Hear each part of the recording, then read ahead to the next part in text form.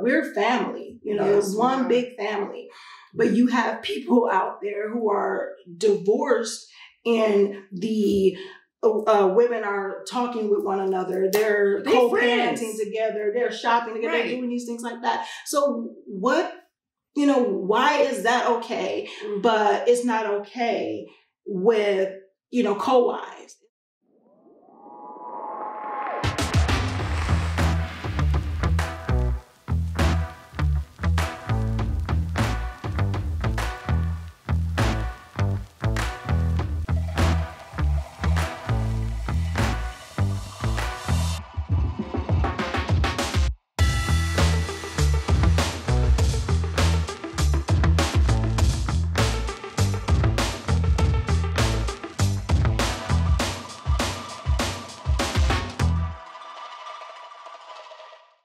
Assalamu alaikum, peace, Coach Nyla. And it's Coach Fatimah. And we are co-founders as well as co-wives, but we're co-founders of Outstanding Personal Relationships as well as co-authors of the book, Let's Talk Polygyny Uncensored. It is a video. We are going to just discuss why co-wives can't be friends. Because we've been told we can't be. We can't be friends.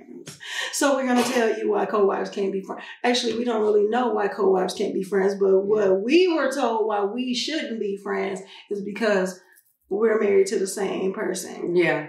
So that's the biggest one, y'all. That's the biggest one. We're married to the same person and that we're not mature enough to be able to get past that. And we're supposed to be sworn enemies. We're supposed to get into MMA ring and beat the hell out of each other. We're not part of the same family. We're not part of the same. And we are. I mean, even in my worst days, I'm like, our kids are related. We're not part of the same family. And he has two different families, apparently.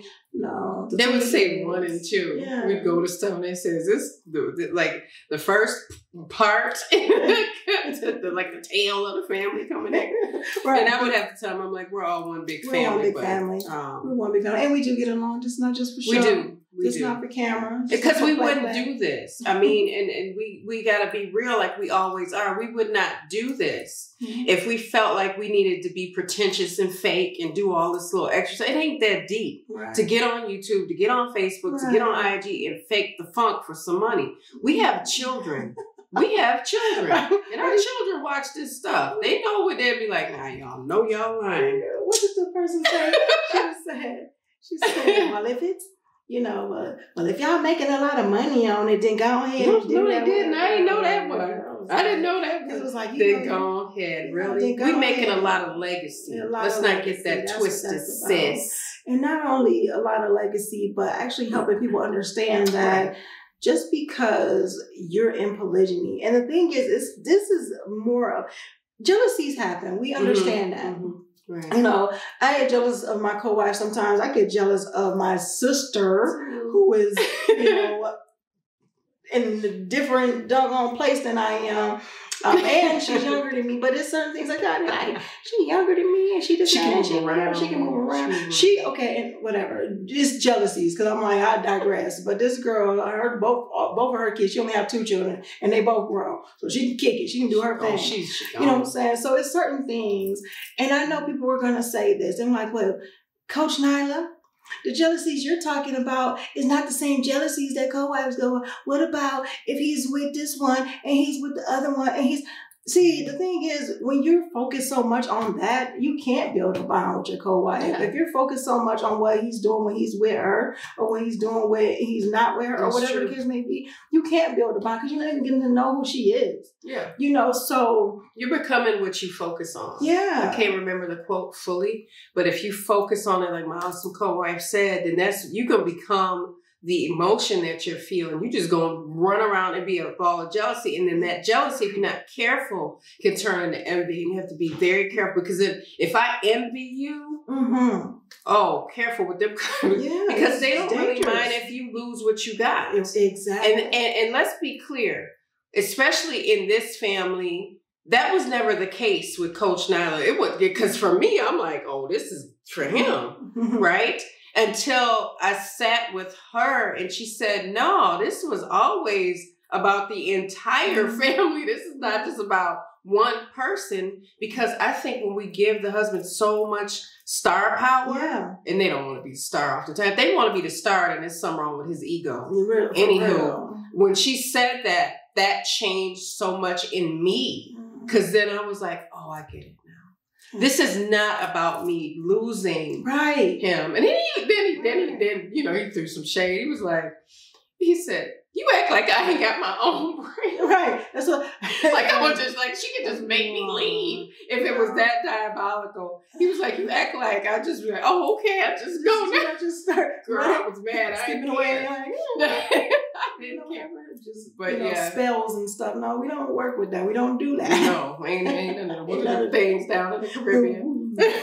Or whatever. But we want to be real about it. And we had our hard conversation between us.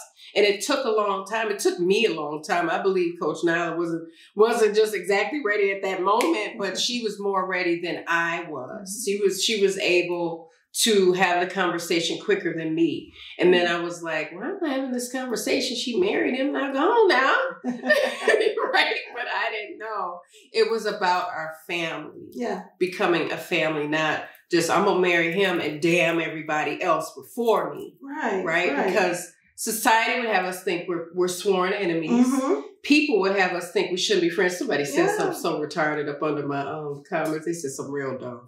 They said, this is what happens when women are against women. I said, oh, honey, you should read more books. So read more. It's okay. Reading is fundamental. And understand that we're grown. That's the thing. And we can make our own decisions. And people want us to not be happy. People want us to not love each other, not connect with one another, because I don't know, maybe somewhere in their lives they're miserable, so they want other people to be miserable too. Yeah. I don't know. And I can tell you misery loves company, but I can tell you from experience that misery loves company. Not that it's always intentional, but there's times if I'm feeling a certain way, or if I'm feeling like crap, or I'm not happy, it's not that I want to destroy somebody else, but I'm like, why are you happy around me? I don't want your happiness. Take your happiness. Don't be great. You're going to be great with your happiness, but stay away from me. Say, oh, I hope she get hit by a bus and all. It's none of that. It's just that sometimes we can't see the beauty if we are not living it. Sometimes we can't see the happy if we're not living happy.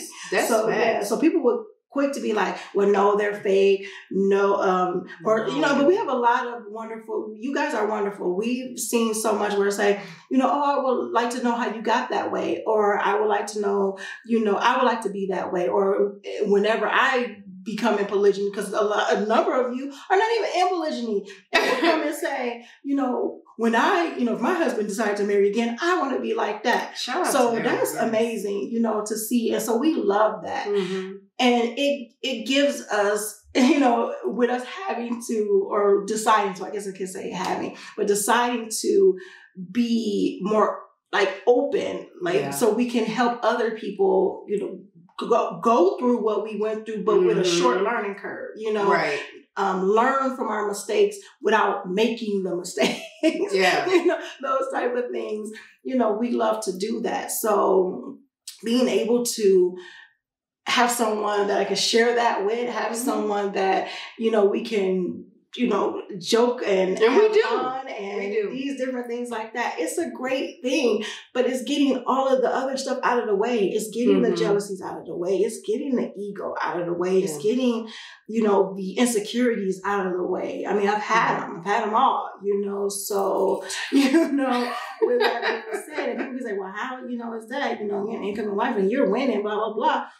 No, it's a lot people don't know that happens, in polygyny, period. Like my wonderful co-wife said, it's not just happening to one person. It's happening to everybody, but it's a choice that everybody that's involved decided to make. Exactly. So we have to play our part, and we have to own up to our part. We have to be accountable for the things that we do, and that includes growth.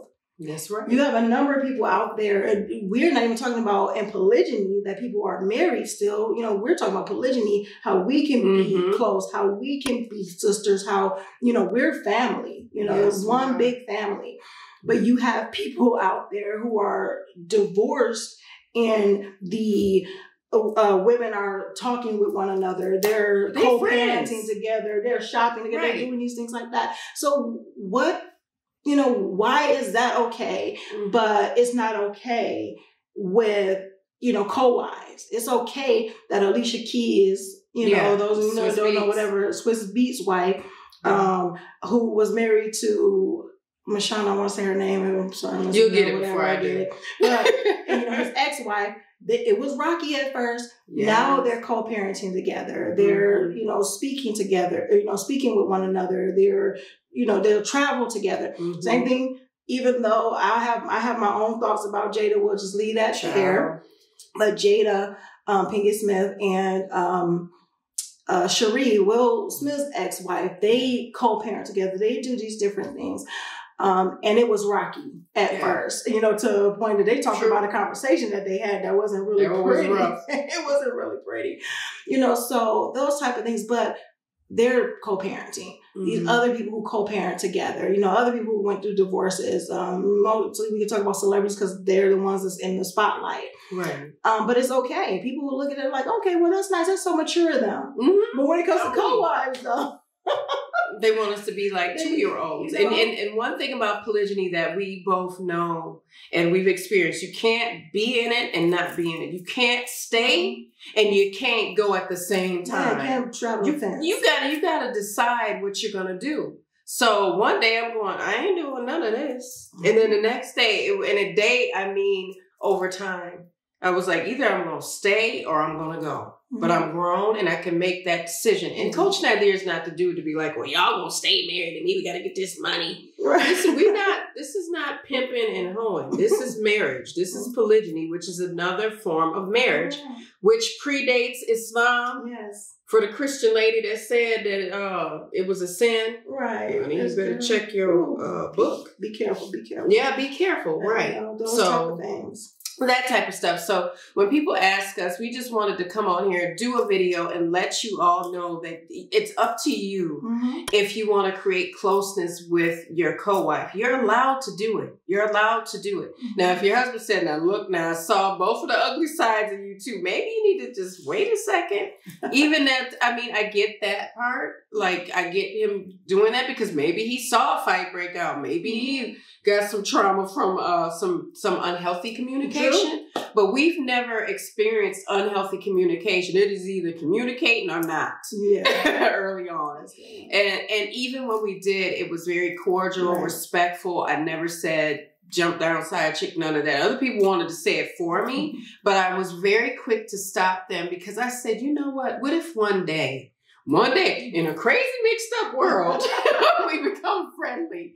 And a friend of mine said that she was like, Fatimah, you gonna look at me, y'all gonna be going to the store together. I said, we might. I said, cause ain't that the goal? So I think she was trying to like put a little dig in there, tease me. And I was like, honey, I'm not the one to tease. You don't love me like you do. But we go to the store and maybe we have to take y'all with us one day. Yes. Okay, so if you guys want us to do that, if you guys want us to take you guys on a shopping excursion, go to the store. Go to the store. Go to the store in the comments. Go to the store in the comments. If you guys want us to do that, let us know. Let us know in the comments below if you guys want us to take you on one of our outings, that we have together, okay? Because you get to see that, this is not just us sitting in front of the camera and everything like that. We'll probably put some little vlog stuff up, on our channel too, so you guys kind of see some behind the scenes of OPR, the life of the coaches in OPR or whatever the case may be. If you guys want that information, definitely let us know.